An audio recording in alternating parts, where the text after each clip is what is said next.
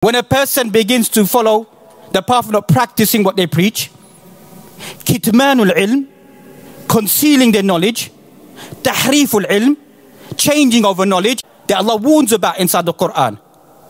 Till eventually Ibn Qayyim al-Jawziyah highlights that the person becomes alimus su, becomes a wicked scholar, a bad scholar. Some of us may think, oh, that sounds atrocious. That sounds atrocious. How can there be a bad scholar? How can a person who carries knowledge be described in such a descriptive manner inside the Quran? And it's there inside the Quran. He became one of the lost individuals, destroyed individuals. Ghaween, and why? Ibn Qayyim al-Jawziyah mentioned because this individual يعمل بخلاف علمه, does the opposite of their knowledge. Doesn't do what their knowledge is telling them to do, is doing the opposite. So this individual becomes وَيَعْمَلُونَ خِلَافِهِ فَيُصْبِحْ كَعُلَمَاءِ السُّوءِ. Point blank, he says it. Goes against what the action is supposed to do, so this individual becomes a bad scholar. We have these problems inside our society. And then Allah mentioned, وَلَوْ شِئْنَا لَرَفَعْنَاهُ. If we wanted to, we would have raised him. The one who raises and debases is Allah subhanahu wa ta'ala. That's inside Surah An-Nisa that we find other places in the Quran. Don't seek izzah, don't seek glory from people.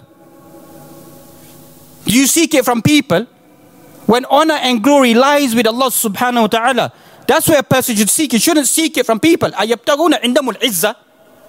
Do you seek respect and honor and dignity from people? You seek it from Allah subhanahu wa ta'ala. Allah is the one that raises a person. Allah subhanahu wa ta'ala is the one that debases a person. That's Ibn Qayyim al-Jawziyah highlights. It's not just about possessing the knowledge. There's some of us that we may think they're going to deeper dimensions. It's following the truth. That's real knowledge. And the impact of knowledge inside your life. And thirdly, the sincerity within yourself. That's you find that the three first people to be judged on the day of judgment is not going to be a person who drank alcohol, who committed shirk, who committed zina. That's not the first three people who are going to be judged. The first three people who are going to be judged, the first one is going to be an alim. It's going to be a scholar. It's going to be a reciter of the Quran. It's going to be said to him, what did you do with the blessing that we bestowed upon you? The person said, I taught the people, I gave the people their knowledge, I recited the Quran. Kadhabt, you lied. You lied. You done it so people may say you're a scholar. People may say you're a qari al-Quran, you're a reciter of the Quran. وَقَدْ قِيل. This is what was said about you. This is what you wanted to hear. Dragged on his face. May Allah protect all of us into Jahannam.